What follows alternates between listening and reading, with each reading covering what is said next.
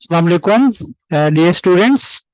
D two book के इस updated 7th addition में आज के सेशन में हम एक्सरसाइज चैप्टर नंबर 10 के एक्सरसाइज 10B का क्वेश्चन नंबर 6 करने वाले हैं। तो आइए बढ़ते हैं अपने क्वेश्चन की तरफ। तो स्क्रीन पे आपको क्वेश्चन नजर आ रहा होगा। क्वेश्चन नंबर 6, ये एक रोम्बस है और रोम्बस में हमने क्या प्रॉपर्टी पढ़ी थी कि रोम्बस की ऑल साइड्स आर इक्वल। तो सारी साइड्स इक्वल होती हैं और चूंकि रोम्बस भी is a type of a parallelogram तो इसके आमने सामने के एंगल भी इक्वल होते हैं।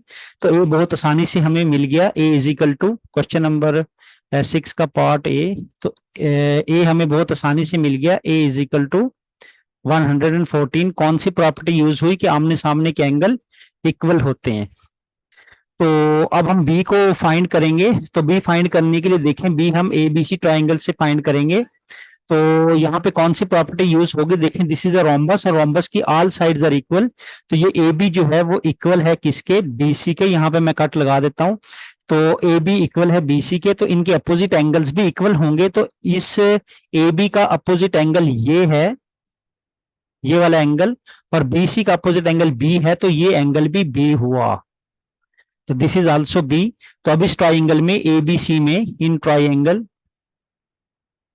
ए बी सी, इस ट्राइंगल के अंदर ये एंगल बी है, ये 114 है, और ये एंगल भी बी है।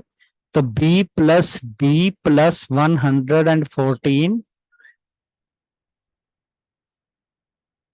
ठीक है, वो इक्वल है 180 के। तो टू बी इक्वल है किसके,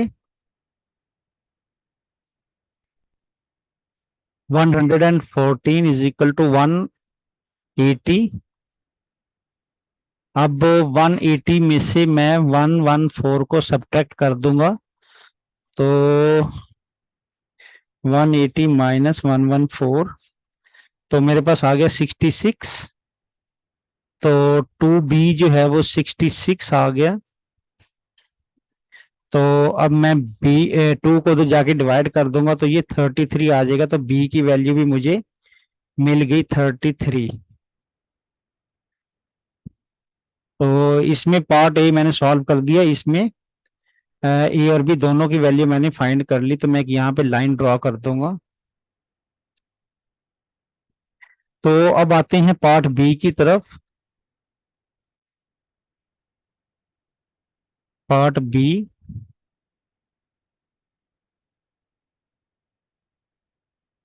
तो पार्ट बी भी रोम्बस है, ये तीनों साइड्स रोम्बस हैं, तीनों शेप्स रोम्बस हैं। तो इस ट्राइंगल में देखें, ये वाला जो साइड है इस साइड के इक्वल है। तो इस साइड का अपोजिट एंगल ये 38 है, तो इस साइड का अपोजिट एंगल ये भी 38 ही होगा। तो ये एंगल भी 38 ही है। This is 38। तो ये भी 38 है। तो अब इस ट्राइंगल के अंदर ए बी डी में, in triangle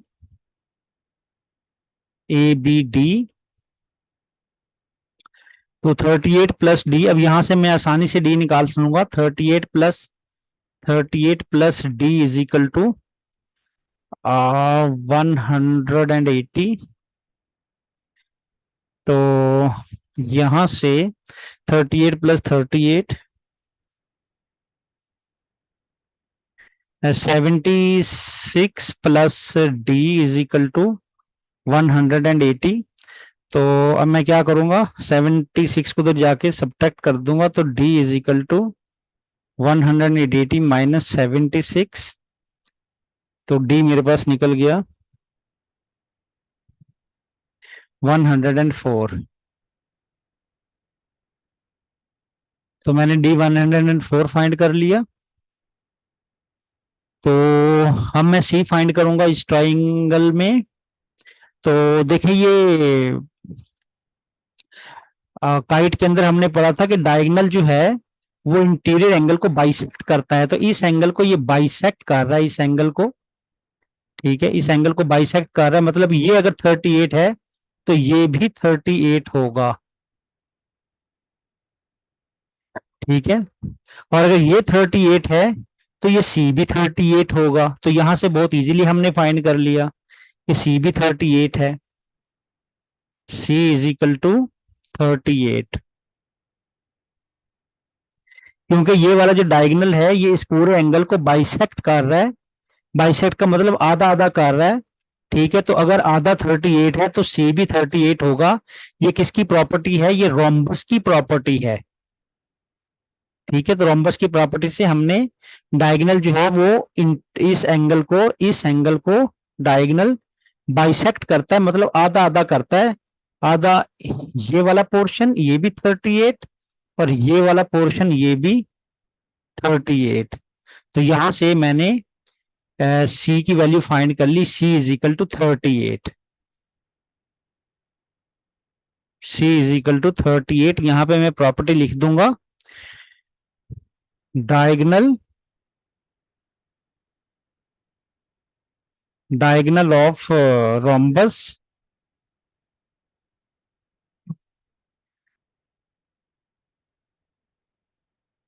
bisect interior angle, bisect interior angle. तो ये प्रॉपर्टी मैंने यहाँ पे लिख दी। तो अब मैं एक लाइन ड्रॉ कर लूंगा पार्टीशन की।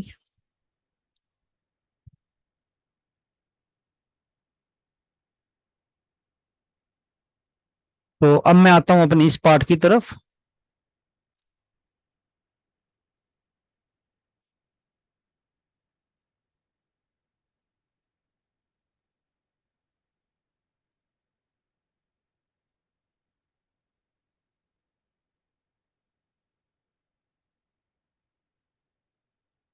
पार्ट सी।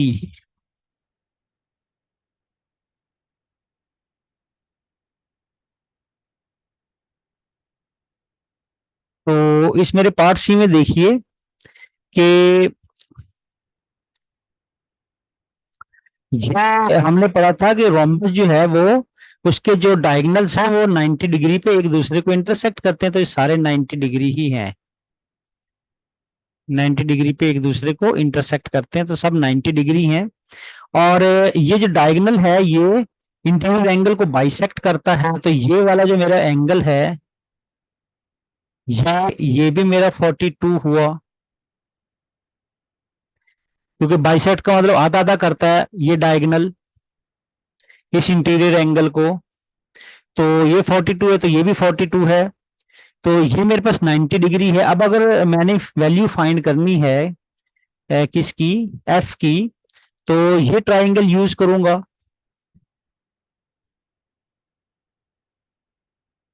ठीक है, कौन सी ट्राइंगल यूज करूंगा? देखिए जरा, मैं ये ट्राइंगल यूज करूंगा, कौन सी, ए डी ई। ये ट्राइंगल यूज करूंगा ए डी ई, एफ की वैल्यू फाइंड करने के लिए। इन ट्राइंगल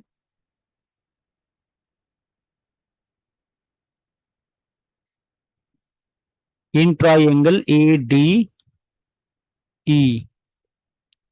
एडी ट्राइंगल के अंदर देखें, इस ट्राइंगल के अंदर, एडीई ट्राइंगल के अंदर ये एंगल मेरे पास 42 का है, ये एफ है, ये फाइंड करना है, और ये एंगल 90 डिग्री का है। तो इन तीनों को मैं ऐड करके इज इक्वल टू 180 करूंगा, तो मेरे पास मेरी एफ की वैल्यू निकल आएगी। तो 42 plus 90 degree plus F is equal to 180। तो इसको मैं ऐड कर दूंगा, तो 132 plus F is equal to 180। ठीक है, अब एफ फाइंड करने के लिए मैं क्या करूंगा, 180 में से 132 को सब्ट्रैक्ट कर दूंगा। तो मेरे पास एफ की वैल्यू आ जाएगी यहाँ पे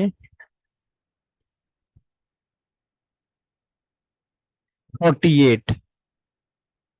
तो एफ मेरे पास 48 आ गया।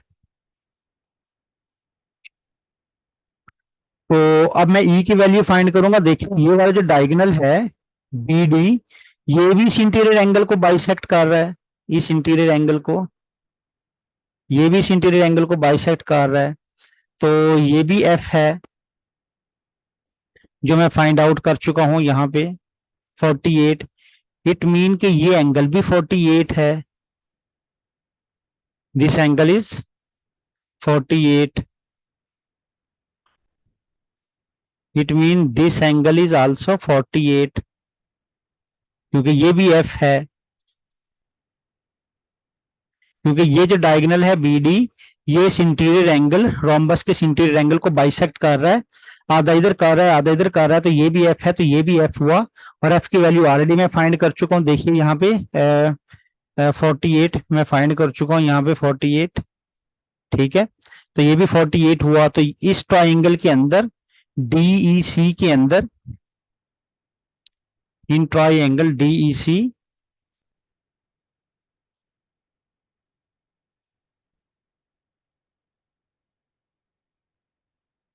इन ट्राइंगल डीई सी, इस ट्राइंगल के अंदर डीई सी में ये एंगल 48 का है, मैं फाइंड कर चुका हूं, ये 90 डिग्री का है, तो 48 प्लस 90 प्लस ई, ये मिलके क्या बना रहे हैं 180।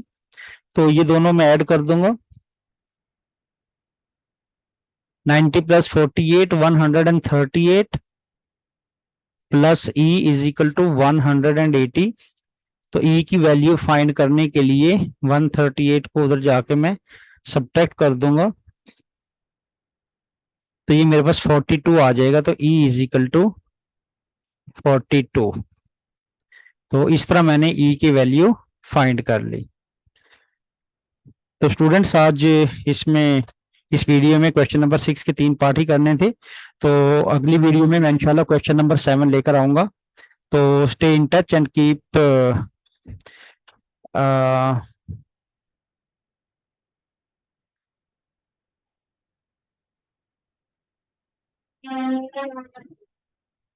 अपना बहुत सारा ख्याल रखिएगा। तो मिलते हैं अगली वीडियो में नेक्स्ट क्वेश्चन नंबर 7 के साथ। अल्लाह हाफिज।